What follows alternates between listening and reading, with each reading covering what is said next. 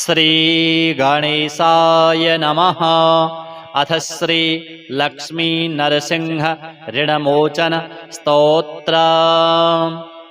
ओम देवानां कार्यसिद्ध्यर्थं सभास्तंभसमुद्भवं श्रीनृसिंहं महावीरं नमामि ऋणमुक्तये। लक्ष्म्यालिङ्गितवामाङ्गं भक्तानामभयप्रदं श्रीनृसिंहं महावीरं नमामि ऋणमुक्तये। प्रह्लादवरदं श्रीशं दैत्येश्वरविदारणं श्रीनृसिंहं महावीरं नमामि ऋणमुक्तये। स्मरणात् सर्वपापघ्नं कद्रुजं विषनाशनं श्रीनृसिंहं महावीरं नमामि ऋणमुक्तये। अन्त्रमालाधरं शङ्ख चक्राब्जायुधधारिणं श्रीनृसिंहं महावीरं नमामि ऋणमुक्तये। सिंहनादेन महता दिग्दन्तिभयदायकं श्रीनृसिंहं महावीरं नमामि ऋणमुक्तये।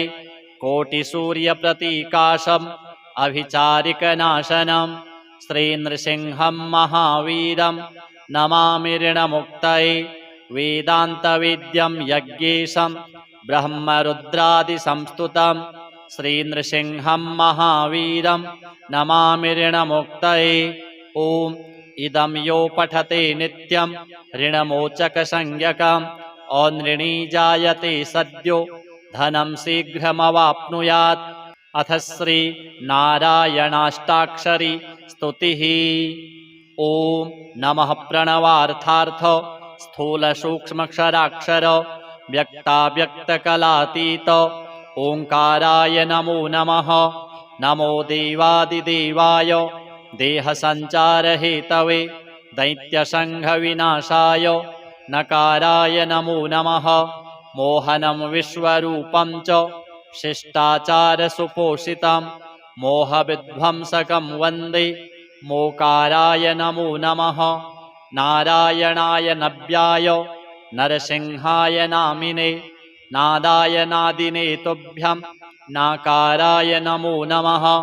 रामचन्द्रं रघुपतिं पित्राज्ञापरिपालकं कौसल्यातनयं वन्दे राकाराय नमो नमः। यज्ञाय यज्ञगम्याय यज्ञरक्षाकराय च यज्ञाङ्गरूपिणे तुभ्यं यकाराय नमो नमः।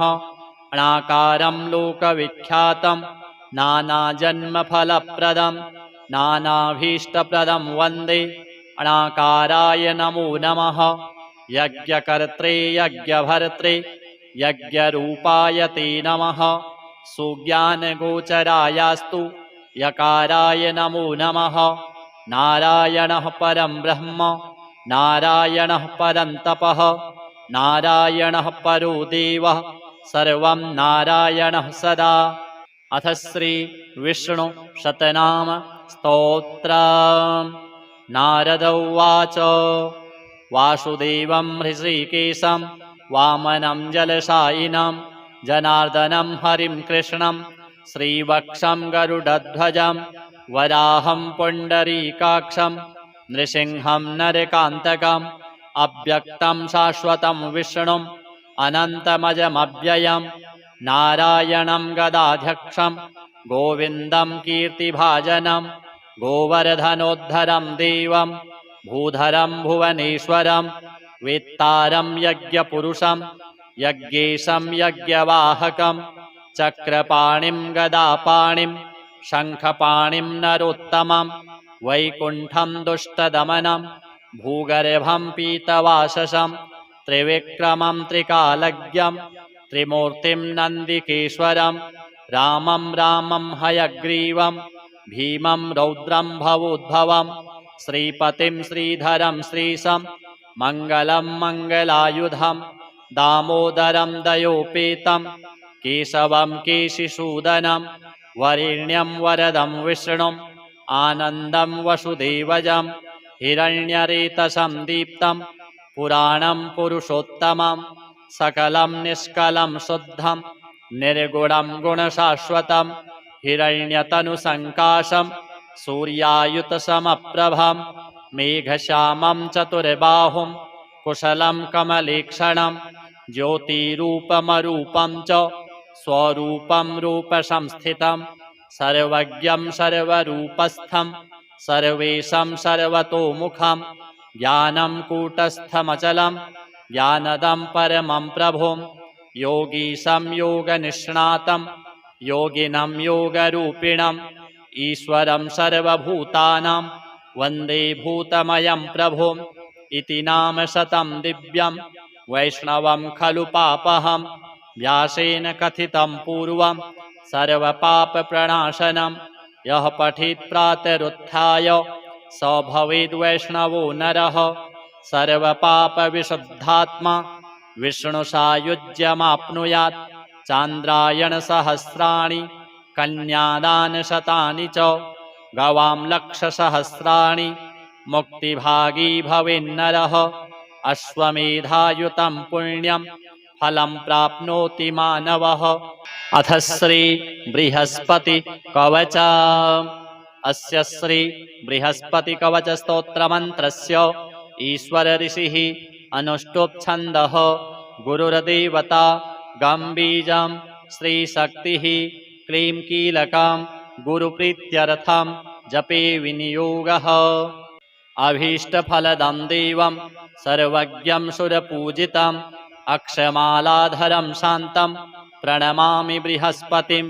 बृहस्पतिः शिरः पातु ललाटं पातु मे गुरुः कर्णौ सुरगुरुः पातु नेत्रे मे भीष्टदायकः जिह्वां पातु सुराचार्यो नासां मे वेदपारगः मुखं मे पातु सर्वज्ञो कण्ठं मे देवता गुरुः भुजावाङ्गिरसः पातु करौ पातु शुभप्रदः स्तनौ मे पातु वागीशः कुक्षिं मे शुभलक्षणः नाभिं देवगुरुः पातु मध्यं पातु सुखप्रदः कटिं पातु जगद्वन्द्य ऊरू मे पातु वाक्पतिः जानुजङ्घे सुराचार्यो पादौ विश्वात्मकस्तथा अन्यानि यानि चाङ्गानि रक्षेन्मे सर्वतो गुरुः इत्येतत् कवचं दिव्यं त्रिसन्ध्यं यः पठेन्नरः सर्वान् कामान् वाप्नोति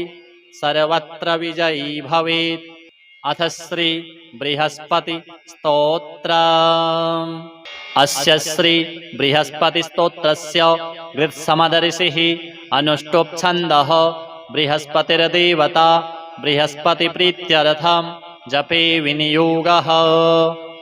गुरुर्बृहस्पतिर्जीवः सुराचार्यो विदाम्बरः वागीशोधिषणो दीर्घ श्मश्रुः पीताम्बरो युवा सुधादृष्टिर्ग्रहाधीशो ग्रहपीडापहारकः दयाकरः सौम्यमूर्तिः सुरार्च्यः कोमलद्युतिः लोकपूज्यो लोकगुरुर्नीतिज्ञो नीतिकारकः तारापतिश्चाङ्गिरसो वेदविद्यः पितामहः भक्त्या बृहस्पतिं स्मृत्वा नामान्येतानि यः पठेत् अरोगी बलवान् श्रीमान् पुत्रवान् स भवेन्नरः जीवेद्वर्षशतं मर्त्यः पापं नश्यति यः पूजयेत् गुरुदिने पीतगन्धाक्षताम्बरैः पुष्पदीपोपहारैश्च पूजयित्वा बृहस्पतिं ब्राह्मणान् भोजयित्वा च पीडाशान्तिर्भवेत् गुरुः। अथ श्री जगन्नाथाष्टकम्। कदाचित् कालिन्दी तटविपिन सङ्गीतकरवो मुदा गोपी नारी वदन कमलास्वादमधुपः रमा शम्भु ब्रह्मा मरपति गणेशार्चितपदो जगन्नाथः स्वामी नयनपथगामी भवतु मे भुजे सव्ये वेणुं शिरसि शिखिपिच्छं कटितटे दुकूलं नेत्रान्ते सहचरकटाक्षं विदधते सदा श्रीमद्वृन्दा वनवसति लीलापरिचयो जगन्नाथः स्वामी नयनपथगामी भवतु मे महाम्भोधेस्तीरे कनकरुचिरे नीलशिखरे वसन् प्रासादान्तः सहजबलभद्रेण बलिना सुभद्रा मध्यस्थः सकलसुरसेवावसरदो जगन्नाथः स्वामी नयनपथगामी भवतु मे कृपापारावारः सजलजलदश्रेणीरुचिरो रमावाणी सौमः सुरदमलपद्मोद्भवमुखैः सुरेन्द्रैराराध्यः श्रुतिगणशिखागीतचरितो जगन्नाथः स्वामी नयनपथगामी भवतु मे रथारूढो गच्छन् पथि मिलितभूदेवपटलैः स्तुतिर्प्रादुर्भावं प्रतिपदमुपाकर्ण्य सदयः दयासिन्धुर्बन्धुः सकलजगता सिन्धुसुतया जगन्नाथः स्वामी नयनपथगामी भवतु मे परब्रह्मापीडः कुवलयदलोत्फुल्लनयनो निवासी नीलाद्रौ निहितचरणोऽनन्तशिरसि रसानन्दो राधा सरसवपुरालिङ्गनसखो जगन्नाथः स्वामी नयनपथगामी भवतु मे न वै प्रार्थ्यं राज्यं न च कनकताम्भोगविभवं न याचेऽहं रम्यां निखिलजनकाम्यां वरवधूं सदा काले काले प्रमथपतिना गीतचरितो जगन्नाथः स्वामी नयनपथगामी भवतु मे हरत्वं संसारं द्रुततरमसारं शूरपते हरत्वं पापानां विततिमपरां यादवपते अहो दीनानाथं निहितमचलं निश्चितपदं जगन्नाथः स्वामी नयनपथगामी भवतु मे अथ श्री अच्युताष्टकम् अच्युतं केशवं रामनारायणं कृष्णदामोदरं वासुदेवं हरिं श्रीधरं माधवं गोपिकावल्लभं जानकीनायकं रामचन्द्रं भजे अच्युतं केशवं सत्यभामाधवं माधवं श्रीधरं राधिकाराधितम् इन्दिरामन्दिरं चेतसा सुन्दरं देवकीनन्दनं नन्दनं सन्दधे विष्णवे जिष्णवे शङ्खिने चक्रिणे रुक्मिणी रागिणे जानकी जानये वल्लवी वल्लभायार्चितायात्मने कंसविध्वंसिने वंसिने ते नमः कृष्ण गोविन्द हे राम नारायण श्रीपते वासुदेवाजित श्रीनिधे अच्युतानन्त हे माधवाधोक्षज द्वारकानायक द्रौपदी रक्षक राक्षसक्षोभितः सीतया शोभितो दण्डकारण्यभू पुण्यताकारणः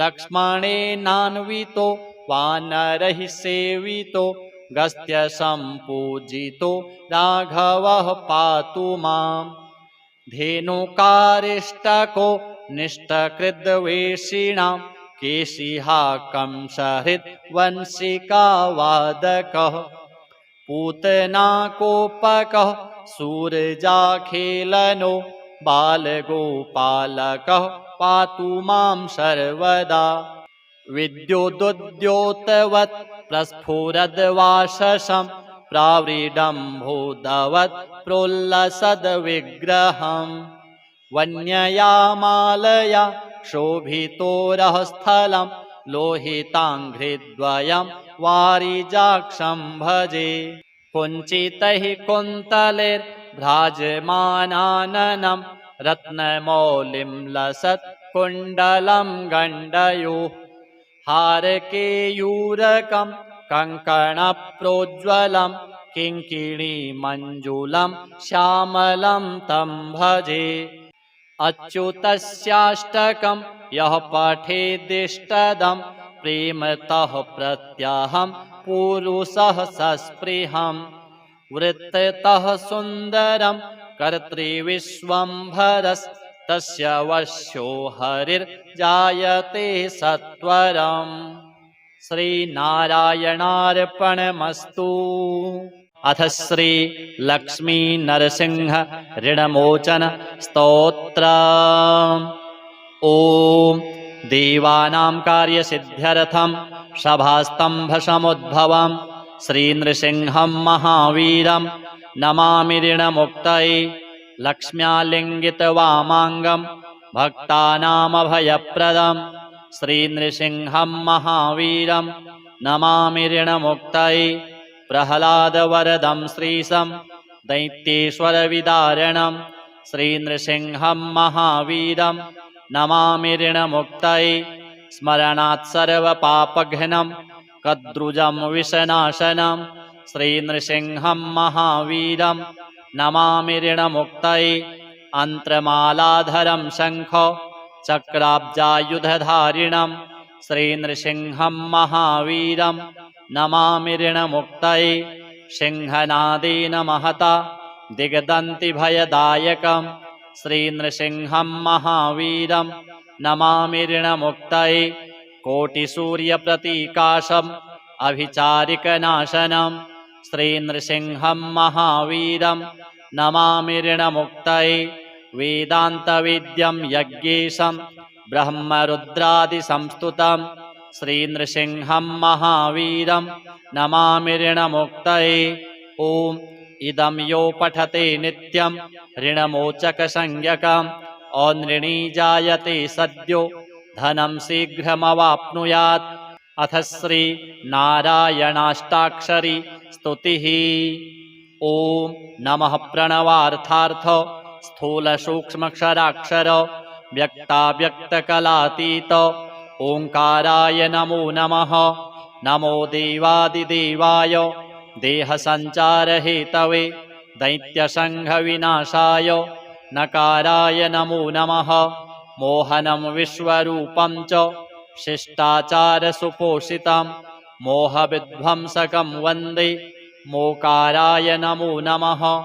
नारायणाय नव्याय नरसिंहाय नामिने नादाय नादिने तुभ्यं नाकाराय नमो नमः।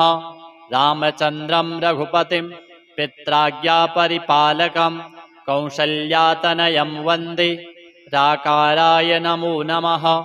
यज्ञाय यज्ञगम्याय यज्ञरक्षाकराय च यज्ञाङ्गरूपिणे तुभ्यं यकाराय नमो नमः। अणाकारं लोकविख्यातं नानाजन्मफलप्रदं नानाभीष्टप्रदं वन्दे अणाकाराय नमो नमः। यज्ञकर्त्रे यज्ञभर्त्रे यज्ञरूपाय ते नमः।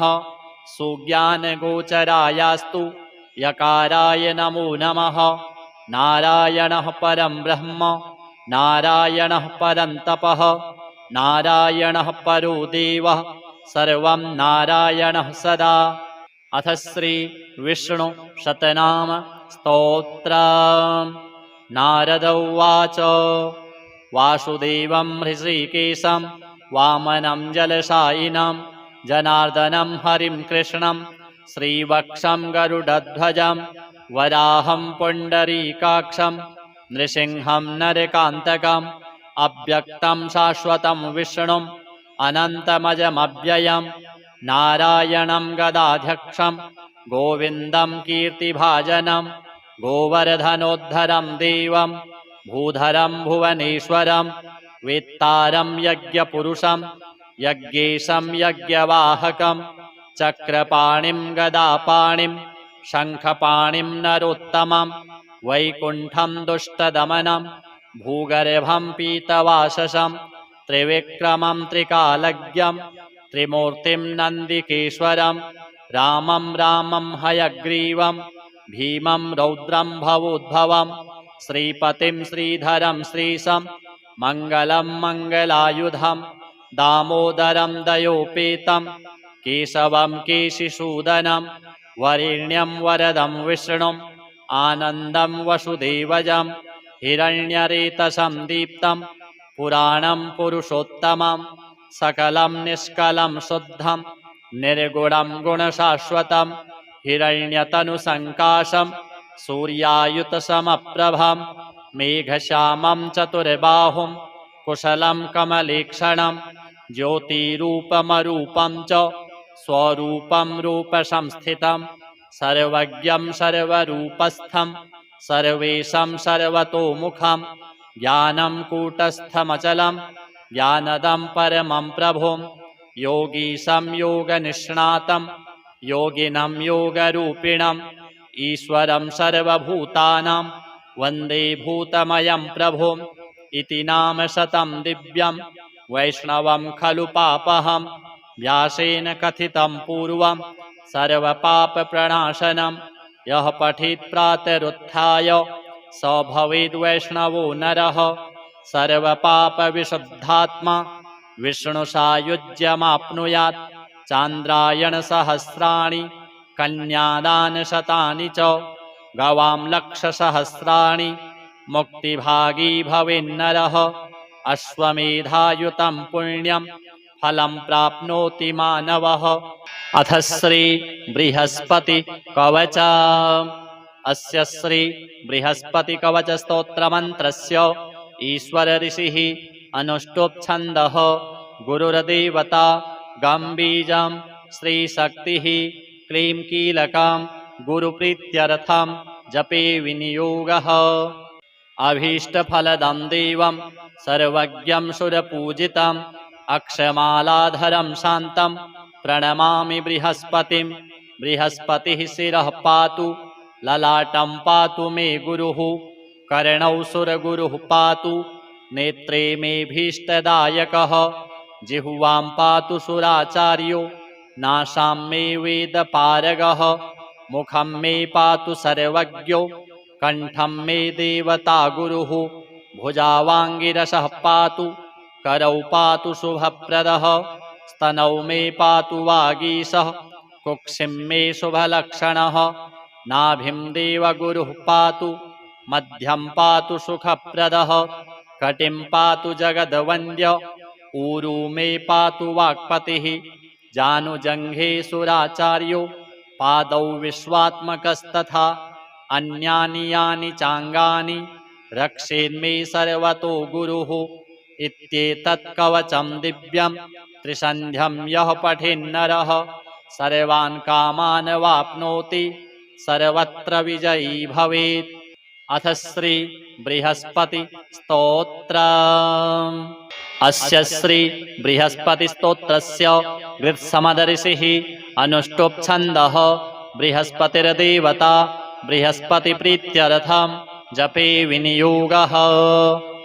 गुरुर्बृहस्पतिर्जीवः शुराचार्यो विदाम्बरः वागीशोधिषणो दीर्घ श्मश्रुः पीताम्बरो युवा सुधादृष्टिर्ग्रहाधीशो ग्रहपीडापहारकः दयाकरः सौम्यमूर्तिः सुरार्च्यः कोमलद्युतिः लोकपूज्यो लोकगुरुर्नीतिज्ञो नीतिकारकः तारापतिश्चाङ्गिरसो वेदविद्यः पितामहः भक्त्या बृहस्पतिं स्मृत्वा नामान्येतानि यः पठेत् अरोगी बलवान् श्रीमान् पुत्रवान् सो भवेन्नरः जीवेद्वर्षशतं मर्त्यः पापं नश्यति नश्यति यः पूजयेत् गुरुदिने पीतगन्धाक्षताम्बरैः पुष्पदीपोपहारैश्च पूजयित्वा बृहस्पतिं ब्राह्मणान् भोजयित्वा च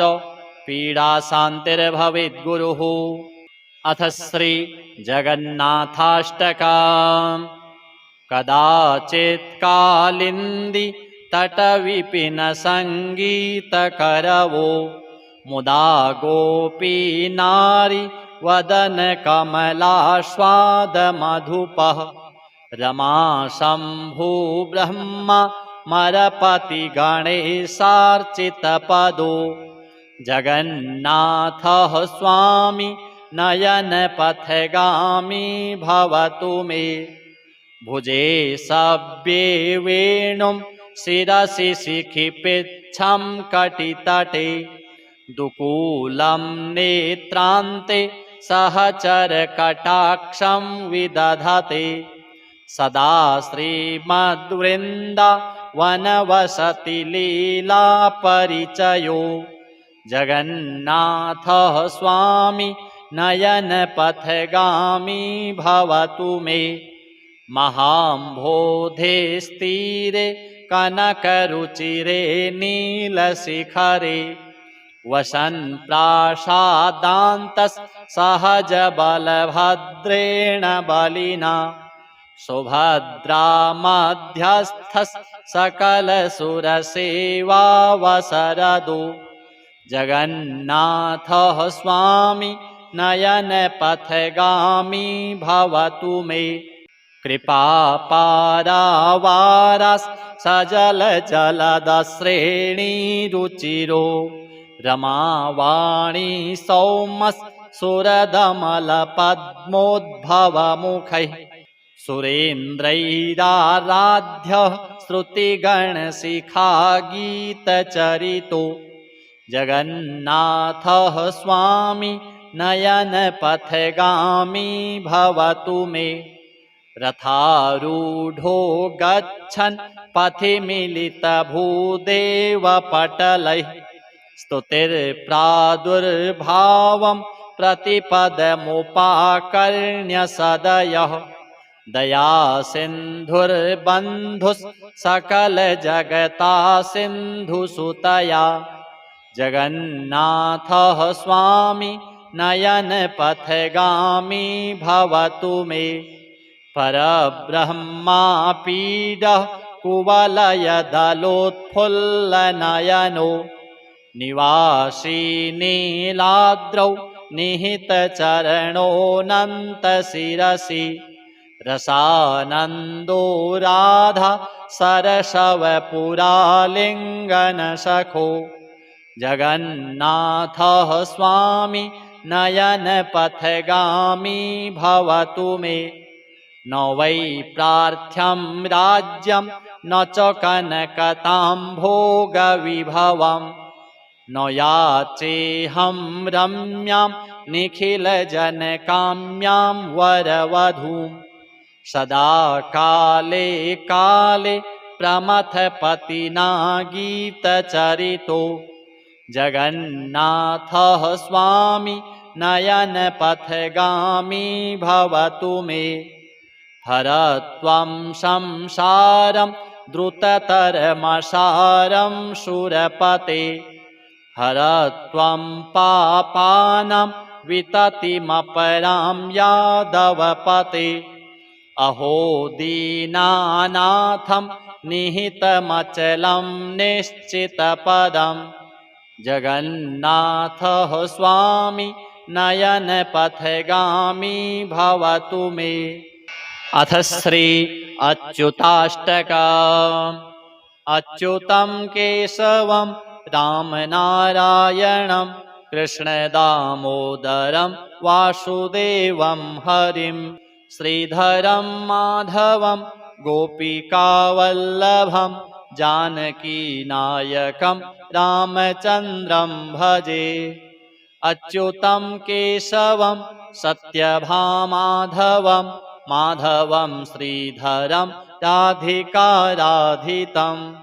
इन्दिरामन्दिरं चेतसा सुन्दरं देवकीनन्दनं नन्दनं सन्दधे विष्णवे जिष्णवे शङ्खिने चक्रिणे रुक्मिणी रागिणे जानकी जानये वल्लवी वल्लभायार्चितायात्मने कंसविध्वंसिने वंसिने ते नमः कृष्ण गोविन्द हे राम नारायण श्रीपते वासुदेवाजित श्रीनिधे अच्युतानन्त हे माधवाधोक्षज द्वारकानायक द्रौपदी रक्षक राक्षसक्षोभितः सीतया शोभितो दण्डकारण्यभू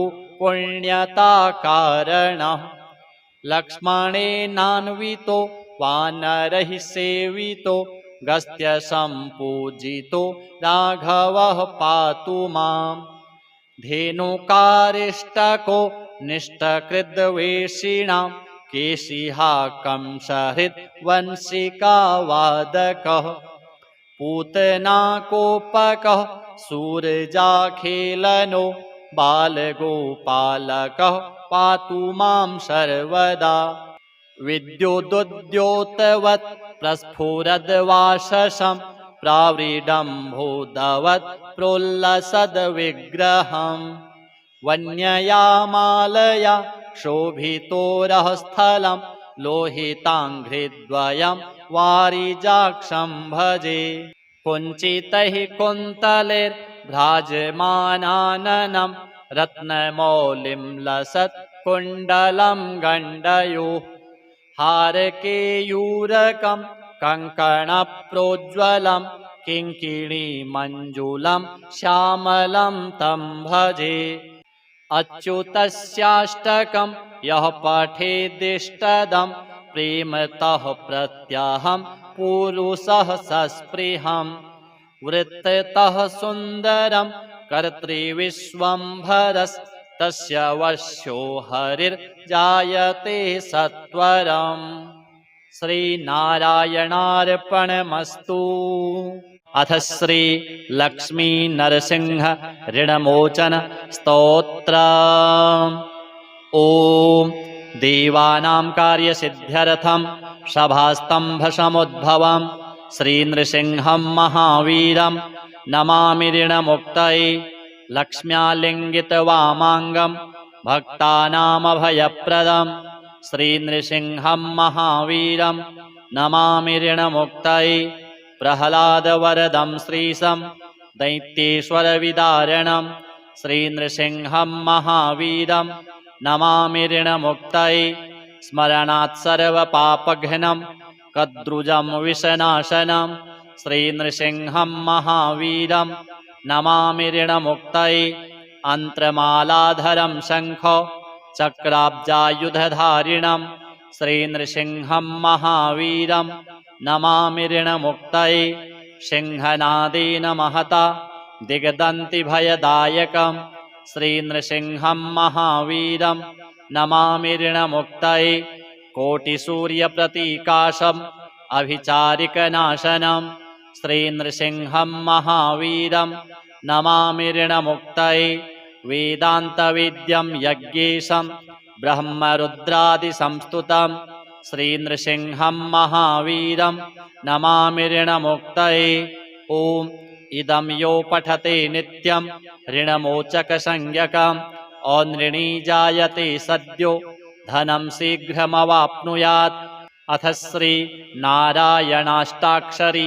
स्तुतिः ॐ नमः प्रणवार्थार्थ स्थूलसूक्ष्मक्षराक्षर व्यक्ताव्यक्तकलातीत ओंकाराय नमो नमः नमो देवादिदेवाय देहसञ्चारहेतवे दैत्यसङ्घविनाशाय नकाराय नमो नमः मोहनं विश्वरूपं च शिष्टाचारसुपोषितं मोहविध्वंसकं वन्दे मोकाराय नमो नमः नारायणाय नव्याय नरसिंहाय नामिने नादाय नादिने तुभ्यं नाकाराय नमो नमः रामचन्द्रं रघुपतिं पित्राज्ञापरिपालकं कौसल्यातनयं वन्दे राकाराय नमो नमः यज्ञाय यज्ञगम्याय यज्ञरक्षाकराय च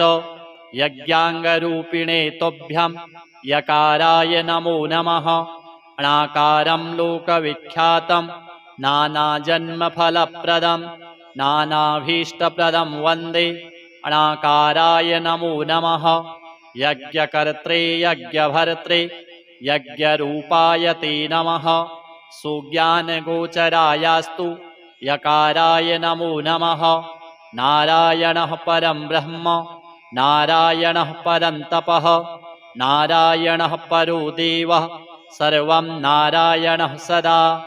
अथ श्री विष्णु शतनाम स्तोत्रम्। नारद उवाच वासुदेवं हृषीकेशं वामनं जलशायिनं जनार्दनं हरिं कृष्णं श्रीवक्षं गरुडध्वजं वराहं पुण्डरीकाक्षं नृसिंहं नरकान्तकम् अव्यक्तं शाश्वतं विष्णुम् अनन्तमजमव्ययं नारायणं गदाध्यक्षं गोविन्दं कीर्तिभाजनं गोवर्धनोद्धरं देवं भूधरं भुवनेश्वरं वेत्तारं यज्ञपुरुषं यज्ञेशं यज्ञवाहकं चक्रपाणिं गदापाणिं शङ्खपाणिं नरोत्तमं वैकुण्ठं दुष्टदमनं भूगर्भं पीतवाससं त्रिविक्रमं त्रिकालज्ञं त्रिमूर्तिं नन्दिकेश्वरं रामं रामं हयग्रीवं भीमं रौद्रं भवोद्भवं श्रीपतिं श्रीधरं श्रीशं मङ्गलं मङ्गलायुधं दामोदरं दयोपेतं केशवं केशिसूदनं वरेण्यं वरदं विष्णुम् आनन्दं वसुदेवजं हिरण्यरेतसं दीप्तं पुराणं पुरुषोत्तमं सकलं निष्कलं शुद्धं निर्गुणं गुणशाश्वतं हिरण्यतनुसङ्काशं सूर्यायुतसमप्रभं मेघश्यामं चतुर्बाहुं कुशलं कमलेक्षणं ज्योतिरूपमरूपं च स्वरूपं रूपसंस्थितं सर्वज्ञं सर्वरूपस्थं सर्वेशं सर्वतोमुखं ज्ञानं कूटस्थमचलं ज्ञानदं परमं प्रभुं योगीशं योगनिष्णातं योगिनं योगरूपिणं ईश्वरं सर्वभूतानां वन्दे भूतमयं प्रभुम् इति नाम शतं दिव्यं वैष्णवं खलु पापहं व्यासेन कथितं पूर्वं सर्वपापप्रणाशनं यः पठेत् प्रातरुत्थाय स भवेद्वैष्णवो नरः सर्वपापविशुद्धात्मा विष्णुसायुज्यमाप्नुयात् चान्द्रायणसहस्राणि कन्यादानशतानि च गवां लक्षसहस्राणि मुक्तिभागी भवेन्नरः अश्वमेधायुतं पुण्यं फलं प्राप्नोति मानवः। अथ श्री बृहस्पति कवच अस्य श्री बृहस्पति कवच स्तोत्रमन्त्रस्य ईश्वर ऋषिः अनुष्टुप् छन्दः गुरुर्देवता गम्बीजं श्रीशक्तिः क्लीं कीलकं गुरुप्रीत्यर्थं जपे विनियोगः अभीष्टफलदं देवं सर्वज्ञं सुरपूजितम् अक्षमालाधरं शान्तं प्रणमामि बृहस्पतिं बृहस्पतिः शिरः पातु ललाटं पातु मे गुरुः कर्णौ सुरगुरुः पातु नेत्रे मे भीष्टदायकः जिह्वां पातु सुराचार्यो नासां मे वेदपारगः मुखं मे पातु सर्वज्ञो कण्ठं मे देवता गुरुः भुजावाङ्गिरसः पातु करौ पातु शुभप्रदः स्तनौ मे पातु वागीशः कुक्षिं मे शुभलक्षणः नाभिं देवगुरुः पातु मध्यं पातु सुखप्रदः कटिं पातु जगद्वन्द्य ऊरू मे पातु वाक्पतिः जानुजङ्घे सुराचार्यो पादौ विश्वात्मकस्तथा अन्यानि यानि चाङ्गानि रक्षेन्मे सर्वतो गुरुः इत्येतत् कवचं दिव्यं त्रिसन्ध्यं यः पठेन्नरः सर्वान् कामान् वाप्नोति सर्वत्र विजयी भवेत्। अथ श्री बृहस्पति स्तोत्रम्। अस्य श्री बृहस्पति स्तोत्रस्य गृत्समदर्षिः अनुष्टुप् छन्दः बृहस्पतिर्देवता बृहस्पतिप्रीत्यर्थं जपे विनियोगः। गुरुर्बृहस्पतिर्जीवः शुराचार्यो विदाम्बरः वागीशोधिषणो दीर्घ श्मश्रुः पीताम्बरो युवा सुधादृष्टिर्ग्रहाधीशो ग्रहपीडापहारकः दयाकरः सौम्यमूर्तिः सुरार्च्यः कोमलद्युतिः लोकपूज्यो लोकगुरुर्नीतिज्ञो नीतिकारकः तारापतिश्चाङ्गिरसो वेदविद्यः पितामहः भक्त्या बृहस्पतिं स्मृत्वा नामान्येतानि यः पठेत् अरोगी बलवान् श्रीमान् पुत्रवान् स भवेन्नरः जीवेद्वर्षशतं मर्त्यः पापं नश्यति यः पूजयेत् गुरुदिने पीतगन्धाक्षताम्बरैः पुष्पदीपोपहारैश्च पूजयित्वा बृहस्पतिं ब्राह्मणान् भोजयित्वा च पीडाशान्तिर्भवेत् गुरुः। अथ श्री जगन्नाथाष्टकम्। कदाचित् कालिन्दी तटविपिन सङ्गीतकरवो मुदा गोपी नारी वदन कमलास्वादमधुपः रमा शम्भु ब्रह्मा मरपति गणेशार्चितपदो जगन्नाथः स्वामी नयनपथगामी भवतु मे भुजे सव्ये वेणुं शिरसि शिखिपिच्छं कटितटे दुकूलं नेत्रान्ते सहचरकटाक्षं विदधते सदा श्रीमद्वृन्दावनवसति लीलापरिचयो जगन्नाथः स्वामी नयनपथगामी भवतु मे महाम्भोधेस्तीरे कनकरुचिरे नीलशिखरे वसन् प्रासादान्तः सहजबलभद्रेण बलिना सुभद्रा मध्यस्थः सकलसुरसेवावसरदो जगन्नाथः स्वामी नयनपथगामी भवतु मे कृपापारावारः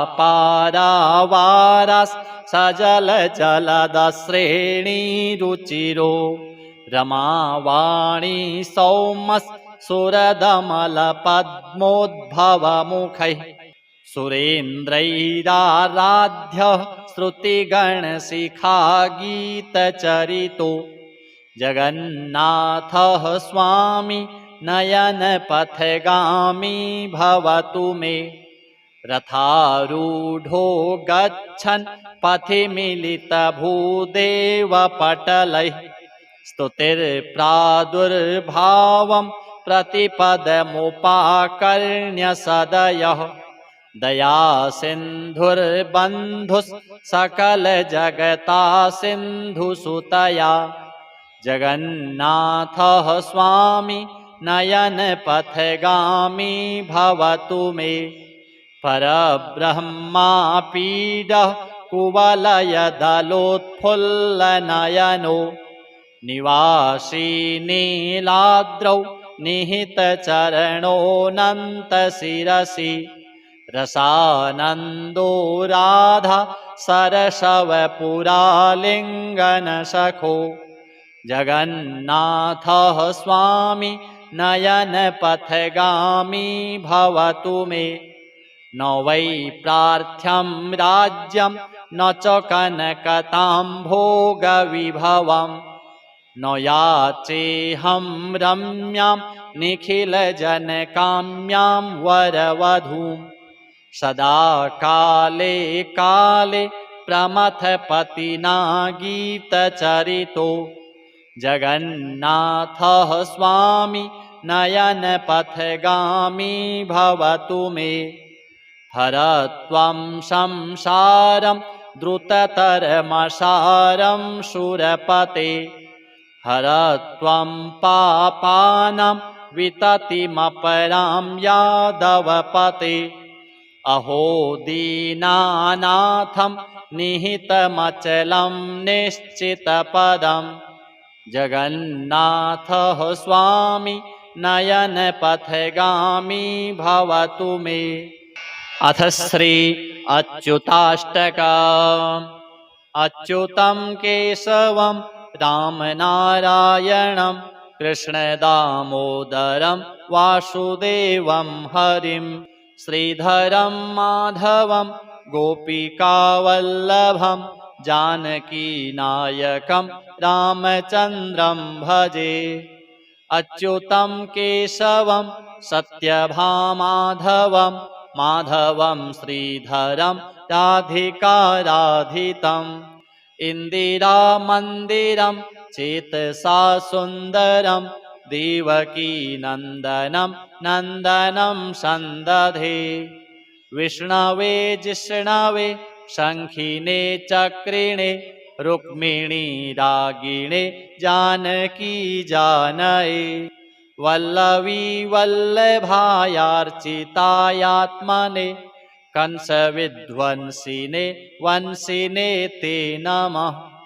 कृष्ण गोविन्द हे राम नारायण श्रीपते वासुदेवाजित श्रीनिधे अच्युतानन्त हे माधवाधोक्षज द्वारकानायक द्रौपदी रक्षक राक्षसक्षोभितः सीतया शोभितो दण्डकारण्यभू पुण्यताकारणः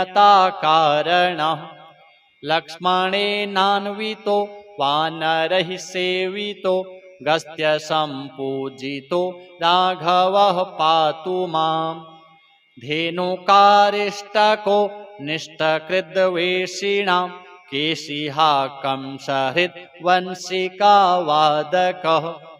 पूतनाकोपकः सूरजाखेलनो बालगोपालकः पातु मां सर्वदा विद्युदुद्योतवत् प्रस्फुरद्वाशसं प्रावृडम्भोदवत् प्रोल्लसद्विग्रहम् वन्यया मालया शोभितोरःस्थलं लोहिताङ्घ्रिद्वयं वारिजाक्षं भजे कुञ्चितैः कुन्तलैर्भ्राजमानाननं रत्नमौलिं लसत् कुण्डलं गण्डयोः हारकेयूरकं कङ्कणप्रोज्ज्वलं किङ्किणीमञ्जुलं श्यामलं तं भजे अच्युतस्याष्टकं यः पठेदिष्टदं प्रेमतः प्रत्यहं पुरुषः सस्पृहं वृत्ततः सुन्दरं कर्तृविश्वम्भरस्तस्य वश्यो हरिर्जायते सत्वरम्। श्रीनारायणार्पणमस्तु। अथ श्री लक्ष्मी नरसिंह ऋणमोचन स्तोत्र। ओम देवानां कार्यसिद्ध्यर्थं सभास्तंभसमुद्भवं श्रीनृसिंहं महावीरं नमामि ऋणमुक्तये लक्ष्म्यालिङ्गितवामाङ्गं भक्तानामभयप्रदं श्रीनृसिंहं महावीरं नमामि ऋणमुक्तये प्रह्लादवरदं श्रीशं दैत्येश्वरविदारणं श्रीनृसिंहं महावीरं नमामि ऋणमुक्तये स्मरणात् सर्वपापघ्नं कद्रुजं विषनाशनं श्रीनृसिंहं महावीरं नमामि ऋणमुक्तये अन्त्रमालाधरं शङ्ख चक्राब्जायुधधारिणं श्रीनृसिंहं महावीरं नमामि ऋणमुक्तये सिंहनादेन महता दिग्दन्ति भयदायकं श्रीनृसिंहं महावीरं नमामि ऋणमुक्तये कोटिसूर्यप्रतीकाशम् अभिचारिकनाशनं श्रीनृसिंहं महावीरं नमामि ऋणमुक्तये वेदान्तवेद्यं यज्ञेशं ब्रह्मरुद्रादिसंस्तुतं श्रीनृसिंहं महावीरं नमामि ऋणमुक्तये ॐ इदं यो पठते नित्यं ऋणमोचकसंज्ञकम् औनृणी जायते सद्यो धनं शीघ्रमवाप्नुयात्। अथ श्री नारायणाष्टाक्षरी स्तुतिः। ॐ नमः प्रणवार्थार्थ स्थूलसूक्ष्मक्षराक्षर व्यक्ताव्यक्तकलातीत ओंकाराय नमो नमः। नमो देवादिदेवाय देहसञ्चारहेतवे दैत्यसङ्घविनाशाय नकाराय नमो नमः। मोहनं विश्वरूपं च शिष्टाचारसुपोषितं मोहविध्वंसकं वन्दे मोकाराय नमो नमः। नारायणाय नव्याय नरसिंहाय नामिने नादाय नादिने तुभ्यं नाकाराय नमो नमः। रामचन्द्रं रघुपतिं पित्राज्ञापरिपालकं कौसल्यातनयं वन्दे राकाराय नमो नमः। यज्ञाय यज्ञगम्याय यज्ञरक्षाकराय च यज्ञाङ्गरूपिणे तुभ्यं यकाराय नमो नमः। अणाकारं लोकविख्यातं नानाजन्मफलप्रदं नानाभीष्टप्रदं वन्दे अणाकाराय नमो नमः। यज्ञकर्त्रे यज्ञभर्त्रे यज्ञरूपाय ते नमः। सुज्ञानगोचरायास्तु यकाराय नमो नमः।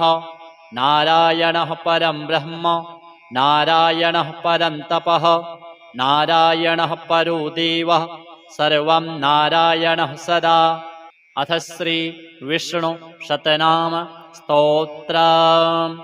नारद उवाच वासुदेवं हृषीकेशं वामनं जलशायिनं जनार्दनं हरिं कृष्णं श्रीवक्षं गरुडध्वजं वराहं पुण्डरीकाक्षं नृसिंहं नरकान्तकम् अव्यक्तं शाश्वतं विष्णुम् अनन्तमजमव्ययं नारायणं गदाध्यक्षं गोविन्दं कीर्तिभाजनं गोवर्धनोद्धरं देवं भूधरं भुवनेश्वरं वेत्तारं यज्ञपुरुषं यज्ञेशं यज्ञवाहकं चक्रपाणिं गदापाणिं शङ्खपाणिं नरोत्तमं वैकुण्ठं दुष्टदमनं भूगर्भं पीतवाससं त्रिविक्रमं त्रिकालज्ञं त्रिमूर्तिं नन्दिकेश्वरं रामं रामं हयग्रीवं भीमं रौद्रं भवोद्भवं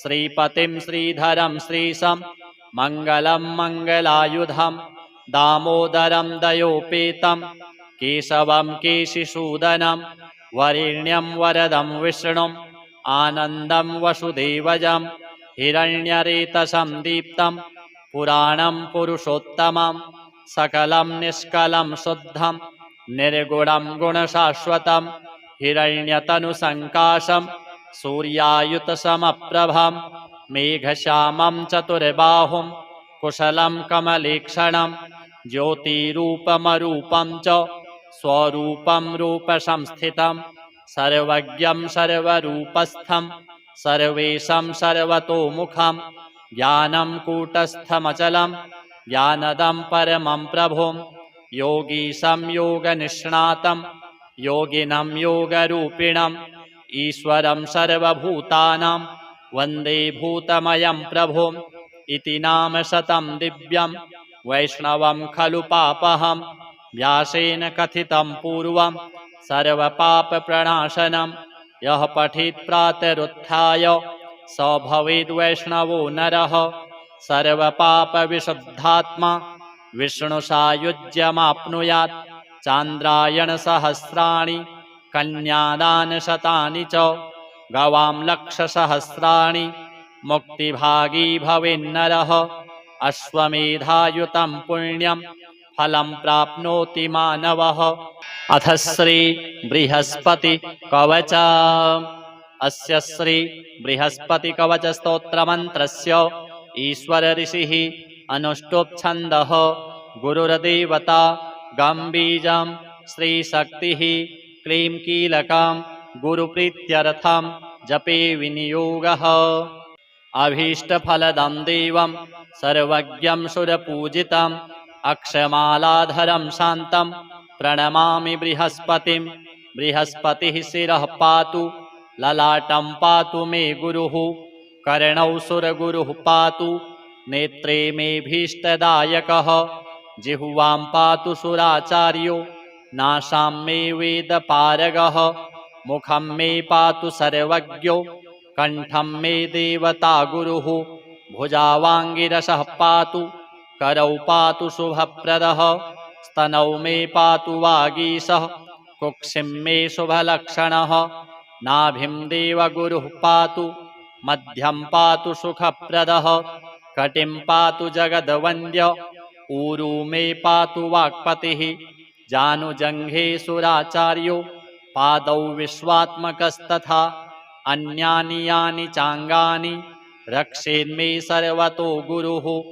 इत्येतत् कवचं दिव्यं त्रिसन्ध्यं यः पठेन्नरः सर्वान् कामान् वाप्नोति सर्वत्र विजयी भवेत्। अथ श्री बृहस्पति स्तोत्रम्। अस्य श्री बृहस्पति स्तोत्रस्य ऋत्समदर्षिः अनुष्टुप् छन्दः बृहस्पतिर्देवता बृहस्पतिप्रीत्यर्थं जपे विनियोगः। गुरुर्बृहस्पतिर्जीवः सुराचार्यो विदाम्बरः वागीशोधिषणो दीर्घ श्मश्रुः पीताम्बरो युवा सुधादृष्टिर्ग्रहाधीशो ग्रहपीडापहारकः दयाकरः सौम्यमूर्तिः सुरार्च्यः कोमलद्युतिः लोकपूज्यो लोकगुरुर्नीतिज्ञो नीतिकारकः तारापतिश्चाङ्गिरसो वेदविद्यः पितामहः भक्त्या बृहस्पतिं स्मृत्वा नामान्येतानि यः पठेत् अरोगी बलवान् श्रीमान् पुत्रवान् सो भवेन्नरः जीवेद्वर्षशतं मर्त्यः पापं नश्यति नश्यति यः पूजयेत् गुरुदिने पीतगन्धाक्षताम्बरैः पुष्पदीपोपहारैश्च पूजयित्वा बृहस्पतिं ब्राह्मणान् भोजयित्वा च पीडाशान्तिर्भवेत् गुरुः। अथ श्री जगन्नाथाष्टकम्। कदाचित् कालिन्दी तटविपिन सङ्गीतकरवो मुदा गोपी नारी वदन कमलास्वादमधुपः रमा शम्भु ब्रह्मा मरपति गणेशार्चितपदो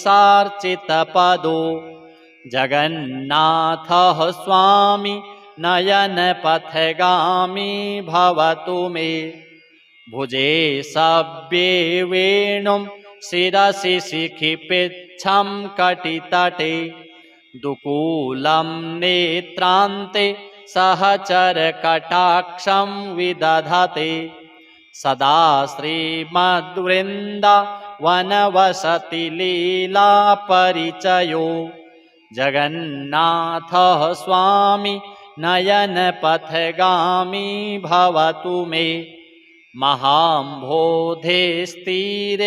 कनकरुचिरे नीलशिखरे वसन् प्रासादान्तः सहजबलभद्रेण बलिना सुभद्रा मध्यस्थः सकलसुरसेवावसरदो जगन्नाथः स्वामी नयनपथगामी भवतु मे कृपापारावारः सजलजलदश्रेणीरुचिरो रमावाणी सौमः सुरदमलपद्मोद्भवमुखैः सुरेन्द्रैराराध्यः श्रुतिगणशिखागीतचरितो जगन्नाथः स्वामी नयनपथगामी भवतु मे। रथारूढो गच्छन् पथि मिलितभूदेवपटलैः स्तुतिर्प्रादुर्भावं प्रतिपदमुपाकर्ण्य सदयः दयासिन्धुर्बन्धुः सकलजगतासिन्धुसुतया जगन्नाथः स्वामी नयनपथगामी भवतु मे।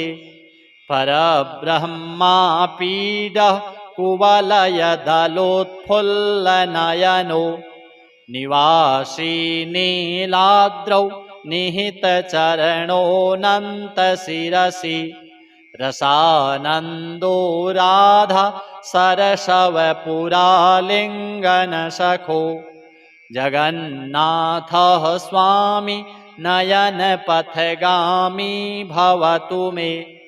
न वै प्रार्थ्यं राज्यं न च कनकताम्भोगविभवं न याचेऽहं रम्यां निखिलजनकाम्यां वरवधूं सदा काले काले प्रमथपतिना गीतचरितो जगन्नाथः स्वामी नयनपथगामी भवतु मे। हरत्वं संसारं द्रुततरमसारं शूरपते हरत्वं पापानां विततिमपरां यादवपते अहो दीनानाथं निहितमचलं निश्चितपदं जगन्नाथः स्वामी नयनपथगामी भवतु मे। अथ श्री अच्युताष्टकम्। अच्युतं केशवं रामनारायणं कृष्णदामोदरं वासुदेवं हरिं श्रीधरं माधवं गोपिकावल्लभं जानकीनायकं रामचन्द्रं भजे।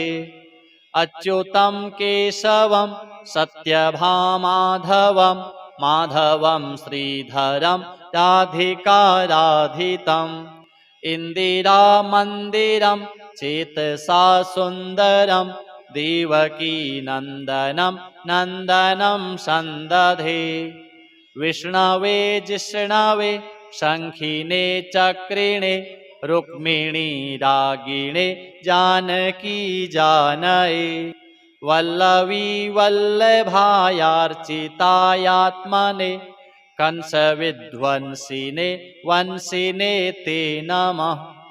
कृष्ण गोविन्द हे राम नारायण श्रीपते वासुदेवाजित श्रीनिधे अच्युतानन्त हे माधवाधोक्षज द्वारकानायक द्रौपदी रक्षक राक्षसक्षोभितः सीतया शोभितो दण्डकारण्यभू पुण्यताकारणः लक्ष्मणेनान्वितो वानरैः सेवितो गस्त्यसम्पूजितो राघवः पातु माम् धेनुकारिष्टको निष्टकृद्वेषिणां केशिहा कंसहृत् वंशिकावादकः पूतनाकोपकः सूरजाखेलनो बालगोपालकः पातु मां सर्वदा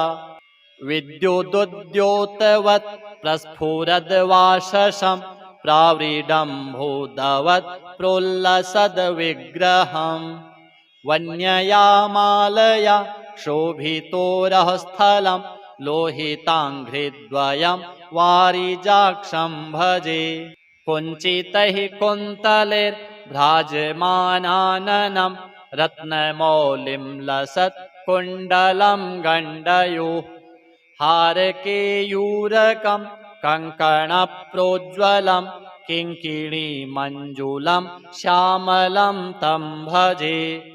अच्युतस्याष्टकं यः पठेदिष्टदं प्रेमतः प्रत्यहं पुरुषः सस्पृहम्।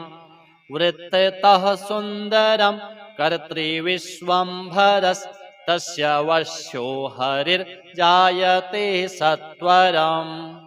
श्रीनारायणार्पणमस्तु। अथ श्री लक्ष्मी नरसिंह ऋणमोचन स्तोत्र। ओम देवानां कार्यसिद्ध्यर्थं सभास्तंभसमुद्भवं श्रीनृसिंहं महावीरं नमामि ऋणमुक्तये। लक्ष्म्यालिङ्गितवामाङ्गं भक्तानामभयप्रदं श्रीनृसिंहं महावीरं नमामि ऋणमुक्तये। प्रह्लादवरदं श्रीशं दैत्येश्वरविदारणं श्रीनृसिंहं महावीरं नमामि ऋणमुक्तये। स्मरणात् सर्वपापघ्नं कद्रुजं विषनाशनं श्रीनृसिंहं महावीरं नमामि ऋणमुक्तये। अन्त्रमालाधरं शङ्ख चक्राब्जायुधधारिणं श्रीनृसिंहं महावीरं नमामि ऋणमुक्तये। सिंहनादेन महता दिग्दन्तिभयदायकं श्रीनृसिंहं महावीरं नमामि ऋणमुक्तये। कोटिसूर्यप्रतीकाशम् अभिचारिकनाशनं श्रीनृसिंहं महावीरं नमामि ऋणमुक्तये। वेदान्तवेद्यं यज्ञेशं ब्रह्मरुद्रादिसंस्तुतं श्रीनृसिंहं महावीरं नमामि ऋणमुक्तये। ॐ इदं यो पठते नित्यं ऋणमोचकसंज्ञकम् औनृणी जायते सद्यो धनं शीघ्रमवाप्नुयात्। अथ श्री नारायणाष्टाक्षरी स्तुतिः। ॐ नमः प्रणवार्थार्थ स्थूलसूक्ष्मक्षराक्षर व्यक्ताव्यक्तकलातीत ओङ्काराय नमो नमः। नमो देवादिदेवाय देहसञ्चारहेतवे दैत्यसङ्घविनाशाय नकाराय नमो नमः। मोहनं विश्वरूपं च शिष्टाचारसुपोषितं मोहविध्वंसकं वन्दे मोकाराय नमो नमः। नारायणाय नव्याय नरसिंहाय नामिने नादाय नादिने तुभ्यं नाकाराय नमो नमः। रामचन्द्रं रघुपतिं पित्राज्ञापरिपालकं कौसल्यातनयं वन्दे राकाराय नमो नमः। यज्ञाय यज्ञगम्याय यज्ञरक्षाकराय च यज्ञाङ्गरूपिणे तुभ्यं यकाराय नमो नमः। अणाकारं लोकविख्यातं नानाजन्मफलप्रदं नानाभीष्टप्रदं वन्दे अणाकाराय नमो नमः। यज्ञकर्त्रे यज्ञभर्त्रे यज्ञरूपाय ते नमः। सुज्ञानगोचरायास्तु यकाराय नमो नमः। नारायणः परं ब्रह्म नारायणः परं तपः नारायणः परो देवः सर्वं नारायणः सदा। अथ श्री विष्णु शतनाम स्तोत्र। नारद उवाच वासुदेवं हृषीकेशं वामनं जलशायिनं जनार्दनं हरिं कृष्णं श्रीवक्षं गरुडध्वजं वराहं पुण्डरीकाक्षं नृसिंहं नरकान्तकम् अव्यक्तं शाश्वतं विष्णुम् अनन्तमजमव्ययं नारायणं गदाध्यक्षं गोविन्दं कीर्तिभाजनं गोवर्धनोद्धरं देवं भूधरं भुवनेश्वरं वेत्तारं यज्ञपुरुषं यज्ञेशं यज्ञवाहकं चक्रपाणिं गदापाणिं शङ्खपाणिं नरोत्तमं वैकुण्ठं दुष्टदमनं भूगर्भं पीतवाससं त्रिविक्रमं त्रिकालज्ञं त्रिमूर्तिं नन्दिकेश्वरं रामं रामं हयग्रीवं भीमं रौद्रं भवोद्भवं श्रीपतिं श्रीधरं श्रीशं मङ्गलं मङ्गलायुधं दामोदरं दयोपेतं केशवं केशिसूदनं वरेण्यं वरदं विष्णुम् आनन्दं वसुदेवजं हिरण्यरेतसं दीप्तं पुराणं पुरुषोत्तमं सकलं निष्कलं शुद्धं निर्गुणं गुणशाश्वतं हिरण्यतनुसङ्काशं सूर्यायुतसमप्रभं मेघश्यामं चतुर्बाहुं कुशलं कमलेक्षणं ज्योतिरूपमरूपं च स्वरूपं रूपसंस्थितं सर्वज्ञं सर्वरूपस्थं सर्वेशं सर्वतोमुखं ज्ञानं कूटस्थमचलं ज्ञानदं परमं प्रभुं योगीशं योगनिष्णातं योगिनं योगरूपिणम् ईश्वरं सर्वभूतानां वन्दे भूतमयं प्रभुम् इति नाम शतं दिव्यं वैष्णवं खलु पापहं व्यासेन कथितं पूर्वं सर्वपापप्रणाशनं यः पठेत् प्रातरुत्थाय स भवेद् वैष्णवो नरः सर्वपापविशुद्धात्मा विष्णुसायुज्यमाप्नुयात् चान्द्रायणसहस्राणि कन्यादानशतानि च गवां लक्षसहस्राणि मुक्तिभागी भवेन्नरः अश्वमेधायुतं पुण्यं फलं प्राप्नोति मानवः। अथ श्री बृहस्पति कवच अस्य श्री बृहस्पति कवच स्तोत्रमन्त्रस्य ईश्वर ऋषिः अनुष्टुप् छन्दः गुरुर्देवता गं बीजं श्रीशक्तिः क्लीं कीलकं गुरुप्रीत्यर्थं जपे विनियोगः। अभीष्टफलदं देवं सर्वज्ञं सुरपूजितं अक्षमालाधरं शान्तं प्रणमामि बृहस्पतिं। बृहस्पतिः शिरः पातु ललाटं पातु मे गुरुः कर्णौ सुरगुरुः पातु नेत्रे मे भीष्टदायकः जिह्वां पातु सुराचार्यो नासां मे वेदपारगः मुखं मे पातु सर्वज्ञो कण्ठं मे देवता गुरुः भुजावाङ्गिरसः पातु करौ पातु शुभप्रदः स्तनौ मे पातु वागीशः कुक्षिं मे शुभलक्षणः नाभिं देवगुरुः पातु मध्यं पातु सुखप्रदः कटिं पातु जगद्वन्द्य ऊरू मे पातु वाक्पतिः जानुजङ्घे सुराचार्यो पादौ विश्वात्मकस्तथा अन्यानि यानि चाङ्गानि रक्षेन्मे सर्वतो गुरुः इत्येतत् कवचं दिव्यं त्रिसन्ध्यं यः पठेन्नरः सर्वान् कामान् वाप्नोति सर्वत्र विजयी भवेत्। अथ श्री बृहस्पति स्तोत्रम्।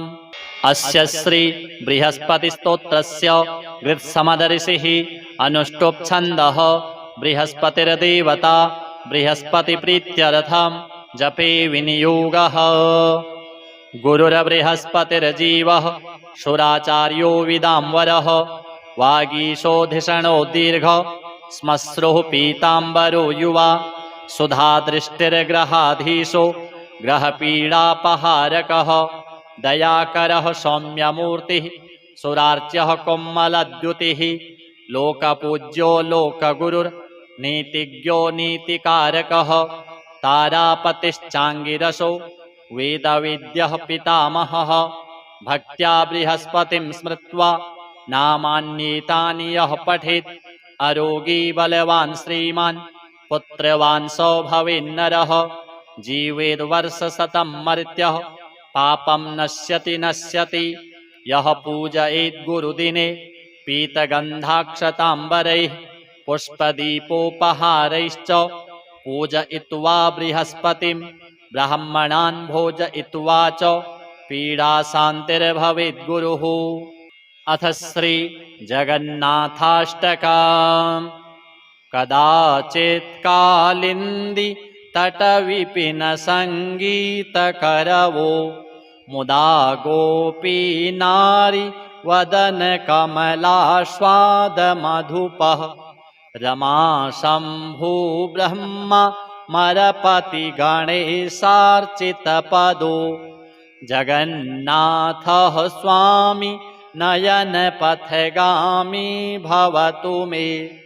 भुजे सव्ये वेणुं शिरसि शिखिपिच्छं कटितटे दुकूलं नेत्रान्ते सहचरकटाक्षं विदधते सदा श्रीमद्वृन्दावनवसति लीलापरिचयो जगन्नाथः स्वामी नयनपथगामी भवतु मे।